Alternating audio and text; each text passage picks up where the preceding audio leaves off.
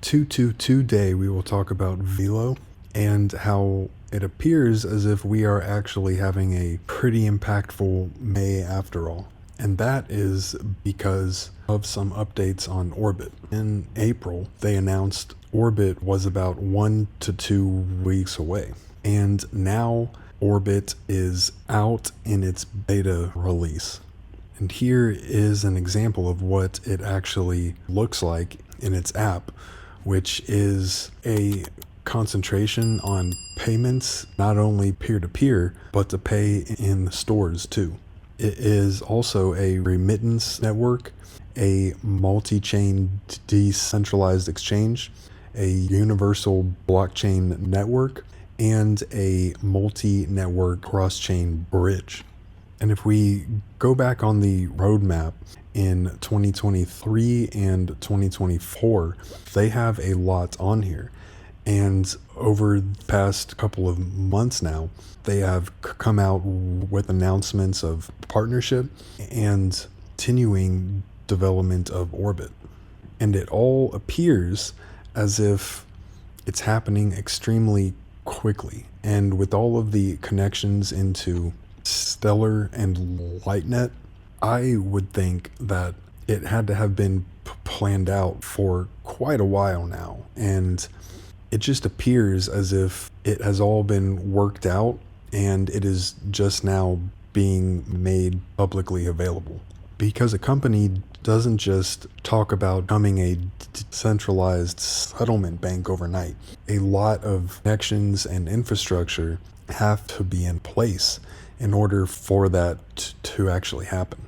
And a lot of that comes because of Lightnet. That is one of the things that is able to connect Velo into over 120 territories and countries. Right now, Orbit is only in beta, which is the first phase before a commercial release.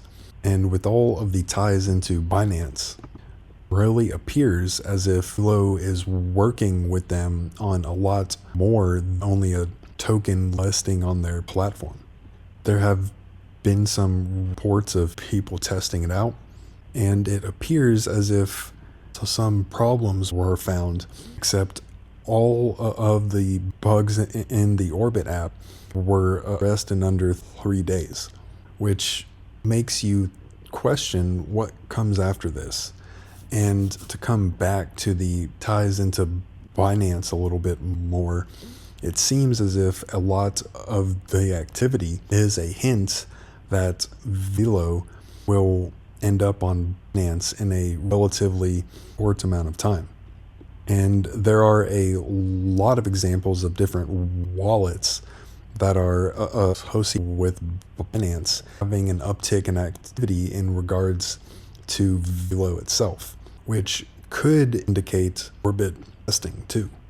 And Velo has come out and talked about new exchanges offering, and they can't come out and explain it just because of NDAs, but they seem to react in a way that implies that things are actually happening.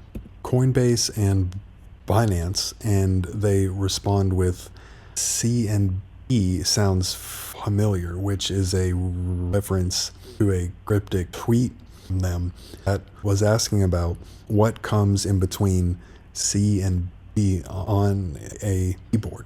It's a V. Orbit is not the only app that Velo has. Universe is another huge one, as it ties into tokenization of gold as well. And you also have Velo.finance and Warp as well, which is a remittance form. And with all of that happening now, if Velo had XRP's current market cap, it would result in over a 360x. And with all of the ties into Binance, it appears as if Velo could end up as a bridge on the platform. And just comparing Velo up against BNB, that would result in over a 515x. And if you compare it up against Polygon, then it has a lot of things that look familiar. it was at just about the exact same as right now, and it went all of the way up to $2.87. And with all of the connections of who is involved in Velo and its tokenization of gold, the comments from CEO appear as if they were actually coming from firsthand experience. And that is because of a potential connection into BRICS.